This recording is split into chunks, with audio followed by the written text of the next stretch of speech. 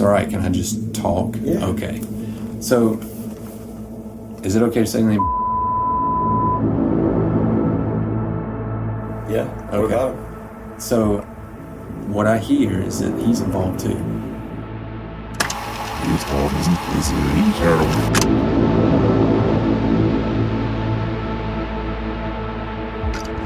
If it's all right, can I just talk? Yeah. Okay. So, is it okay to say the name Bo Dukes? Yeah. What Okay. about him? So, what I hear is that he's involved too. I knew Bo was crazy. I knew he was off.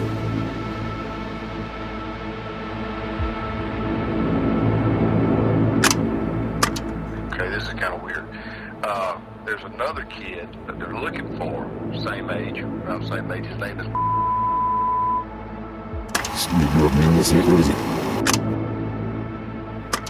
There's another kid that they're looking for, same age, around the same age. His name is Bo Dukes, with an S.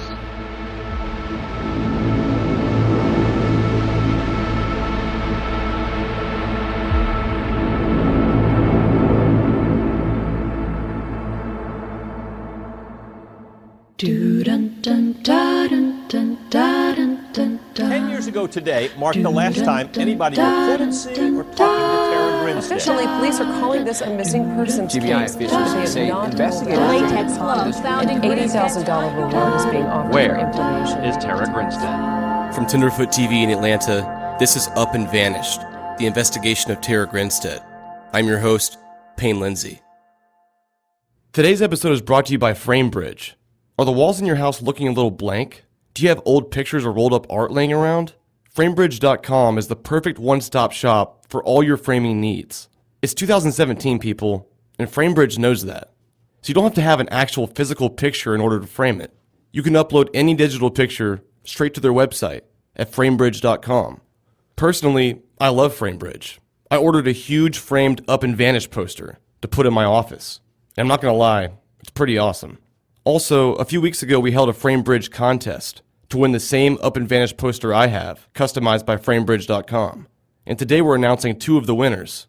The first winner is JFR Rockstar, and the second winner is Red Crown Bravo 2. JFR Rockstar and Red Crown Bravo 2. To get your free framed Up and Vanish posters, please contact us through our website at upandvanish.com.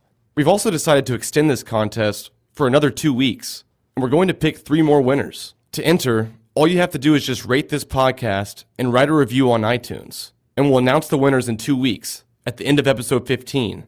And right now, FrameBridge.com also has an exclusive offer for Up and Vanish listeners. Use the promo code UP, UP, for 15% off your first order and free shipping. FrameBridge.com, promo code UP.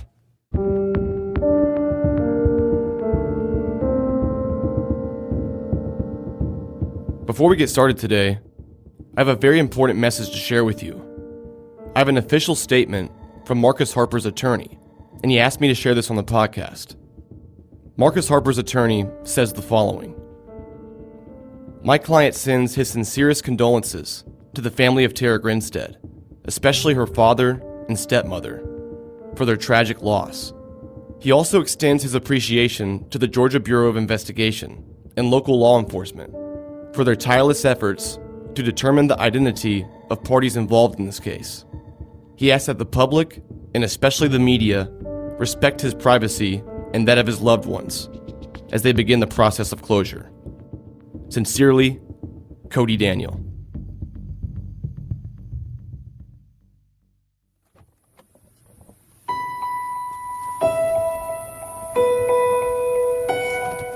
A few weeks ago, just hours after Ryan Duke's arrest, I was sitting in my car in Osceola, and I gave Dr. Godwin a call.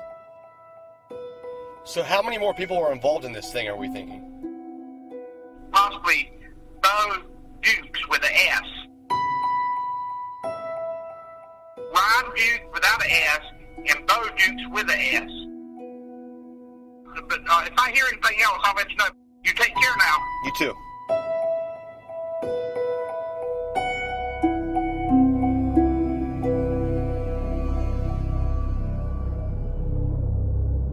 There's been a lot of speculation that Ryan Duke couldn't have killed Tara alone, and then gotten away with it for 11 years. People kept suggesting to me that he wasn't the brightest guy, much less a criminal mastermind. I knew the GBI was still investigating other suspects, but the pieces started to fall in place when I got a call from, believe it or not, my dad.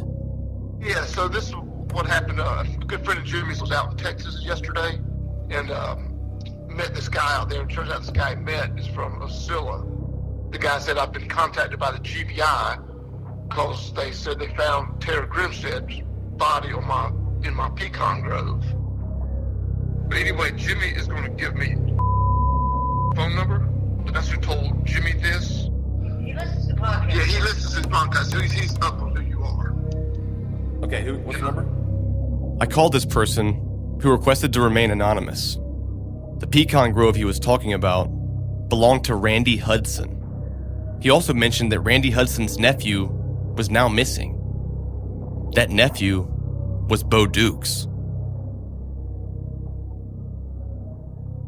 My dad texted me and said, hey, they found Tara Grinstead's body on this pecan grove.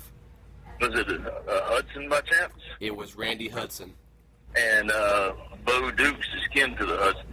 The Hudson family in Osceola, that's probably one of the most prominent families. I mean, Hudson Pecan, yeah, there's a lot of money in that family. This is going to be really interesting.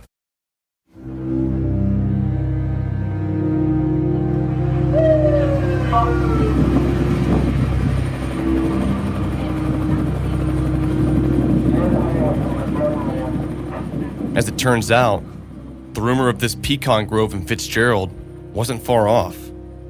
The GBI streamed into the Hudson family's pecan grove in Fitzgerald, and sirens whirred as officers searched for evidence. But the sobering reality of it all was that they were searching for Tara's body. And here I was, hoping that the Pecan Orchard search would end with answers. But at the same time, I knew that finding Tara's body would finally make her murder a reality. More than 40 GBI agents swarmed a pecan orchard in Ben Hill County this afternoon. They were digging for clues to help solve one of the state's most notorious missing persons cases. The search for the body of murder victim Tara Grinstead led investigators to this South Georgia pecan orchard in Ben Hill County near Fitzgerald. We watched a parade of GBI trucks and other vehicles leave this pecan field. Anthropologists used specialized equipment to sort through the dirt, hoping to find skeletal remains of the missing former beauty queen.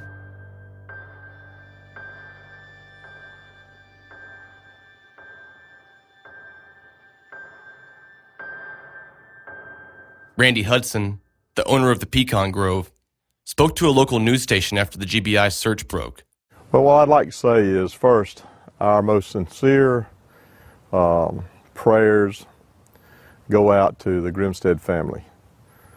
I'd also like to say that we are cooperating with the local sheriff's agency and the Georgia Bureau of Investigation in regards to this matter on our farm.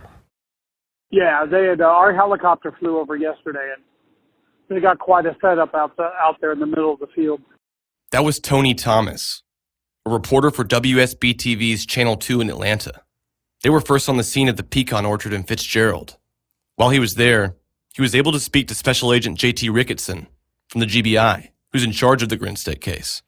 Tony asked him a few questions about the investigation, and he got back some pretty interesting answers. He didn't have a lot, except I think he mentally slipped up at one point. Okay. Because he said, we are interviewing, quote, others who were involved. And later I asked him to clarify, and he wouldn't. He said, I'm not going to speculate on any more arrests. But I think that accidentally slipped out. Officially, the GBI hadn't said there was anybody else involved in Tara's murder. But J.T. Ricketson's slip-up suggests that maybe they know more than they're telling us. One of Ryan Duke's old high school buddies called to talk to me about his relationship with Ryan and how he didn't think he had it in him to do this thing alone. Like, I haven't really processed it yet. Like I said to you, Ryan and I were really tight. Just having a lot of trouble accepting it. Just feel like I know him too well to know that, I don't want to suppose anything. I don't want to rule out his role in something, but he's just not alpha enough to do this. He's a big coward, and I just don't see this going down the way that it seems to be right now. So I'm really curious, like, what more information you may have that may mention a few names that are running through my head, because I just know this guy pretty well, and I just don't think he's capable of being the sort of mastermind of such an event, even if it's an accident or whatever. I just don't see it. Basically, our friendship was just hanging out on the weekends. It progressed from, like, drinking and staying out up late to, like, smoking weed. And then once I got to Athens, which that was weird for a friendship like that, because Ryan's got no sort of aspiration. And when you, like, go through life with the kind of, like, depressed state, like, he's Eeyore, man. He is Eeyore. He is, like, the saddest dude. And for me, as an 18-year-old, I was sad and angry too. So that's, like, what we bonded over. I had a real weird childhood. I was raised by my great-grandmother. So it was unique. And then Ryan came from, like, a divorced family, and his brother got to live with his dad, which, I don't know. There's got to be some kind of, like, equation that's always in your head. Like, am I equal to my brother? Is my love for my mom equal to my love for my dad? Like a weird childhood. And so he was dealing with that. So despite that we were from kind of like different sides of the tracks or had done different things at our respective high schools, I think probably the only thing in common was we had both played high school football at least some of our time. So, like, I'm into, like, academic stuff, and he's into just kind of getting by. But we clicked over this kind of, like, funk or fear of the upcoming, girls down there, they want a strong, like, tractor driving, tough guy like their dads or whatever. And Ryan's a softie, and I think it had a lot to do with, his situation, his parents' situation. And he didn't deal with it in healthy ways. Like, he drinks a lot. And again, I don't know 2016 Ryan, but I'm just telling you based on the trajectory he was aiming at that, he's probably still drinking a lot. He's probably still smoking a lot of cigarettes and just kind of like, woe is me. After reminiscing on their high school friendship, he told me that he and Ryan kind of lost touch after he left for college at the University of Georgia in Athens. He then told me about one of the last times he'd interacted with Ryan. It was kind of a weird situation. A time that Ryan called him out of the blue, a few years after he moved away from Ocilla. And I remember he called a couple times, and I was, like, in the building, so I stepped outside, and I answered, and it was just, like, the same old, hey, buddy, that morose tone that, okay, things aren't going well in his life, lay it on me. And he really just wanted to tell me that he had, like, hooked up with a girl I dated. And I don't even know when. I don't think it was, like, while we were dating. It was, like, but regardless, it was way in the past. And he was, like, just doing one of these, like, conscience cleanses. That's another thing that's troubling me is, like, Ryan, dude, keeping this secret for, 11 plus years? Like, it doesn't fit with the person I knew. And you heard me, I only knew him for, like, 2.5 years, but I feel like I really saw, most sides of him. And I don't see this. I'm, like, trembling thinking about it. Like, I just don't see it. But I know somehow I grew from being, like, friends with Ryan Duke. I somehow got motivated to be whatever it is I am now. So, I don't know. It's rough. It's rough. And, I mean, you could just see it coming, You knew you were probably going to get stuck with him, if you stuck around, if you stayed closer. I could see it coming to, like, a desperate point where, he just feels like he has no other option than to steal from someone. But I can't understand the violent part because I just didn't see any glimpse of it. And actually, the friend who texted me is saying, like, hey, have you seen the Albany News yet? They had a press conference. That friend was like, why are you hanging out with these guys? I knew that they were kind of a riffraff crowd and not really, a vicious crowd, the type that can, bring you down. When you say they, who are the other friends? I do say they. So I met him and Bo Dukes at the same time. I was closer with Ryan, but to be honest, they were pretty much a package duo. On Bo, though, like, what was he like? I think Bo always tried really hard to, like, be eccentric and have these really random, insightful thoughts. But then combined with that was just this real laziness. I know that he's stolen from people. I didn't click with him because I just couldn't relate to him. He didn't come from struggle because Grandpa was a senator or state senator or whatever. And so, like, he just kind of could have whatever. He would just, like, fuck up opportunities. Bo would just, I could see him just, like, doing a line of coke and then saying something stupid like, let's do this dumb idea. Like that I'd buy so much quicker. And that's not fair. I just completely threw a theory out there that's complete supposition, but it's just like he was way more unhinged. Not that I ever saw anything of violence or anything like that, but he would care more about himself, less about other people. And I think that's probably what I'm getting at when I'm saying I didn't see that side of Ryan. I saw a bit of care in Ryan. Ryan would have conversations with my grandma. Bo would walk past my grandma. So if I just have the two suspects in front of me, like there was a bit of a selfishness and a soullessness that existed in one that I would not have ever accused the other one of having.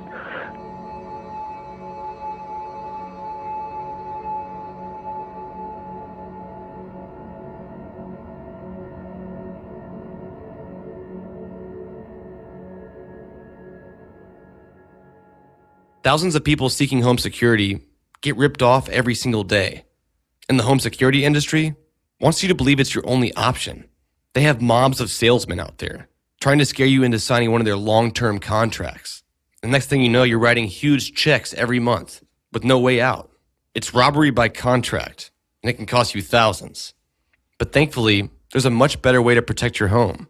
SimpliSafe Home Security. With SimpliSafe, there are no contracts. None. And they also have award-winning 24/7 protection, named Best in the Industry. SimpliSafe has security professionals watching, ready to instantly send the police. And the best part about it, it's only $14.99 a month. That's less than half of what most companies charge. It's time to protect your home the smart way with SimpliSafe. And because SimpliSafe supports Up and Vanished, they have a special offer for you. Go to simplisafe.com/vanished. And they'll give you 10% off any order. That's simplisafe.com/vanished. Ever since Ryan Duke's arrest, all I was hearing was his connection to Bo Dukes, how they were kind of a package deal. And of the two, Bo was actually the more volatile one. While I was still in Osceola, I drove by Bo Duke's house to see if he was home. Yeah, here's the Halter, right? Yeah, keep going and it should be the next road to the right. It's between turn on Apple Street.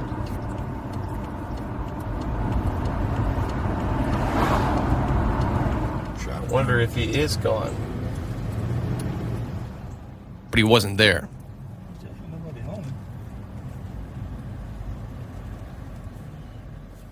I was really conflicted about what to do. I was 99% sure that Bo was involved, but I felt like it was too early for me to mention his name in the podcast. I think it's true. I think he's involved somehow, but I don't know if they're going to be charges again. I don't know. Since I've heard Ryan Duke, I've heard Bo Dukes with an S. I don't know. I mean, I feel like it's true. We've heard it from too many people. All you have to do is... In keeping with journalistic ethics, I decided to just censor his name, giving him the benefit of the doubt. But now, the cat is out of the bag. A second suspect is now facing charges in the disappearance of Tara Grinstead, Bo Dukes. Not one, but two former students from that school under arrest. Bo Dukes is charged with tampering with evidence, concealing a death, and hindering the apprehension of a criminal. A classmate of Ryan Duke, Bo Dukes, whose family is well known in the community. Investigators say they believe Bo Dukes helped destroy Grinstead's body and hide it in the Pecan Grove in Fitzgerald. The confirmation I've been waiting for. Bo Dukes was involved.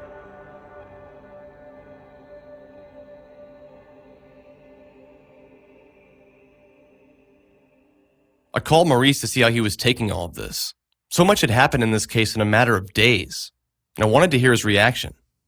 After working a case for almost 12 years, what did it feel like to finally have some answers? I'm just in shock over it. I think this investigation is still going on.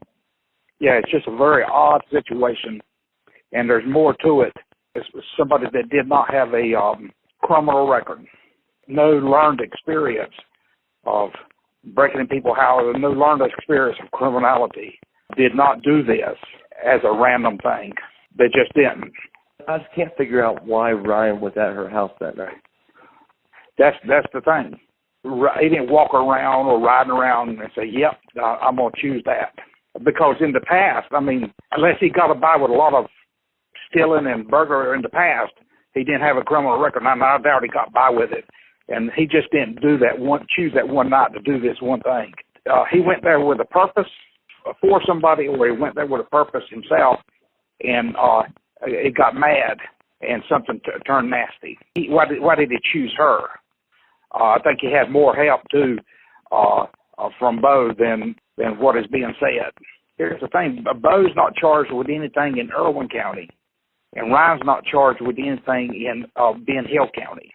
See, Ryan is not charged with anything that Bo is charged with. But he could be. He could be, but he's not. So if Ryan was out in Ben Hill at that pecan orchard, why just not throw those charges in there? So he just passes a body off to somebody, his friend, and lets him handle it. And his friend just says, okay, no problem. That's right. In my opinion, both of them were in this thing equally together. One just saw a way out with lesser time. And that happens a lot in a lot of cases. The person who actually did the crime make it seem like that the other person did it, and the person did the seriousness of the crime, turns state's evidence and gets lesser time because they're the one that caught the police first. Yeah, that happens all the time. Yeah, it's an odd situation. I don't think it's over with by any means. Is any part of you relieved? I'm elated. I'm thrilled that arrest has been made and stuff like that, but I feel a whole sadness, and then I feel emptiness. It's like running 200 miles an hour and hitting the brick wall and nowhere to go.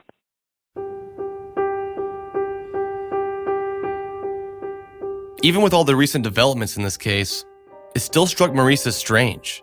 The fact that Ryan randomly picked Tara's house to burglarize that night, with no previous criminal record. And the fact that he apparently pawned Tara's body off to Bo, who willingly helped him dispose of it, with no regard to his own criminal involvement. It all just seemed too unbelievable. Who were Ryan Duke and Bo Dukes really? I felt it was time to dive into their past a bit more. Like Maurice said, Ryan has no criminal history. But as for Bo, it's a different story. In April of 2013, Bo Dukes and his wife Emily pleaded guilty to stealing more than $150,000 from the United States Army. Dukes, as a unit supply specialist for the U.S. Army, ordered televisions, cameras, power tools, copper wires, and other property, and then fraudulently billed the merchandise to the Army through the General Services Administration. After having the items delivered to his personal residence in Savannah, Georgia, Dukes and his wife would pawn them off for personal financial gain. Dukes was sentenced to 27 months in federal prison, 3 years supervised release, and was ordered to repay more than $134,000 to the federal government. When you're as busy as I am, you'll find yourself with less and less time to go grocery shopping. We all know that getting fast food on a regular basis is not a great solution for that. Thankfully, there's a healthier and affordable option out there, and it's Blue Apron. Blue Apron has established partnerships with over 150 local farms, fisheries, and ranchers all across America. That means you can eat a delicious meal at a fraction of what you would pay at a restaurant, while also supporting your local community. Blue Apron is the #1 fresh ingredient and recipe delivery service in the country. My wife and I have used Blue Apron for a long time now, and each week we have a fresh batch of new and exciting recipes with top quality ingredients for less than $10 a meal. You can choose from a huge variety of new recipes each week, or you can let the Blue Apron culinary team surprise you, and their recipes aren't repeated, so you'll never get bored. Check out this week's menu and get your first 3 meals for free and with free shipping by going to blueapron.com/upandvanished. That's blueapron.com/upandvanished. Bo Dukes has been arrested, but before he was arrested, just a few weeks ago actually, he was showing some very interesting behavior. The two men charged in connection to Tara Grinstead's 2005 murder, Bo Dukes and Ryan Duke, are no strangers to each other. After Ryan Duke's arrest, podcast presenter Payne Lindsey says people started opening up to him, so he started trying to verify their statements, then noticed something eerie on his podcast site.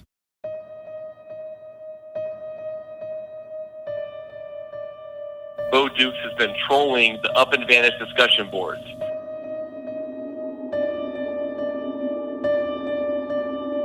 We looked to see if we could find the comments left by Dukes, but because users remain anonymous, we couldn't see what exactly he said. But luckily, that's what screenshots are for. Yep, right before he was arrested, Bo Dukes, who's now facing 3 charges in connection with disposing Tara Grinstead's body, held his very own little Q&A session right here on the discussion board of the Up and Vanish website. On the Up and Vanish discussion board, Bo Dukes used the name AAA in all caps. How do I know it was him? Well, he proved it himself. He posted a selfie on Twitter, facing the mirror with his hand sticking out. Then, in a separate close-up picture, you could see the date written in pen on his palm. Among other things, Bo Dukes graciously declared that I didn't owe him an apology, but he did accuse me of being biased and, quote, downright false in my interviews.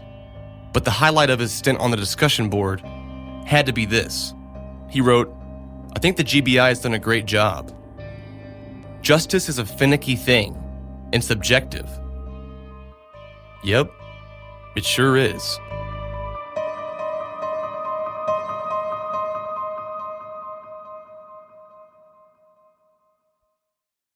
If you listened to last week's case evidence, you know that the judge in this case has issued a gag order.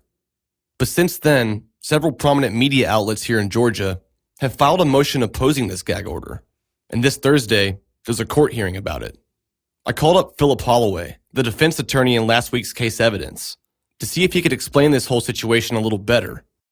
Well, the defendant apparently requested a gag order, and it was granted by the judge.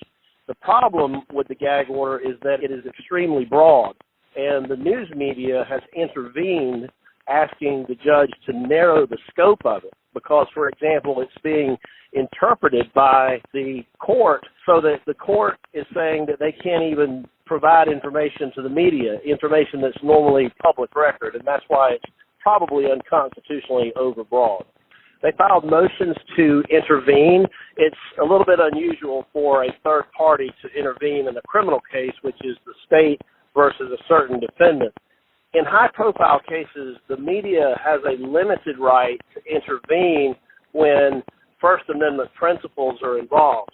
The First Amendment guarantees the right to a free press, and it also guarantees individuals' rights to free speech.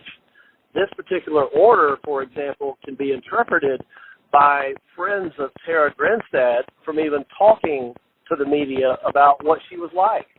This Thursday, the judge has set a hearing where lawyers for the various media outlets who have an interest in covering this case are going to ask the judge to clarify and probably ask her to narrow the scope of the order.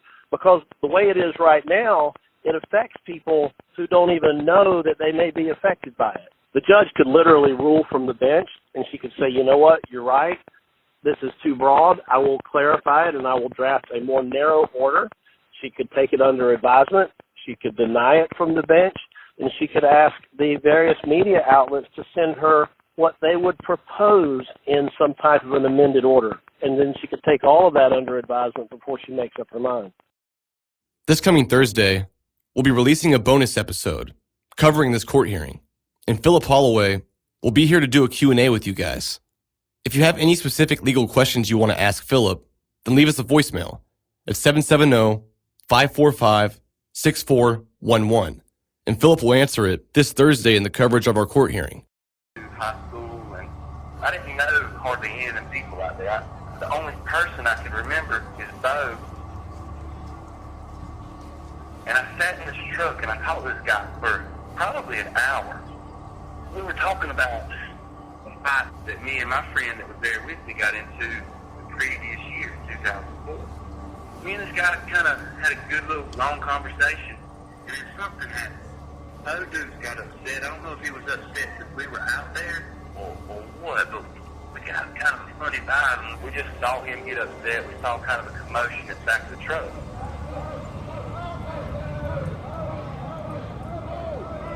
He took his shirt off. I told Lewis, let's go. Let's get out of here. We haven't been in trouble. Let's get out of here. And now that I see the pictures of this Ryan Duke guy, and I see where the pictures of where they're searching that orchard, and I've been going over for the last couple of days in my mind over and over again. And it seems to me like the guy I was talking to was Ryan Duke. What kind of truck did he drive? To the best of my memory, a black single cab truck.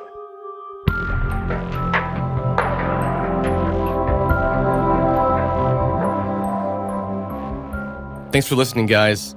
As a reminder, there will be a bonus episode this Thursday. If you have any legal questions about the Grinstead case, for our attorney friend Philip Holloway, please leave us a voicemail at 770-545-6411. Thanks for listening, guys, and see you soon.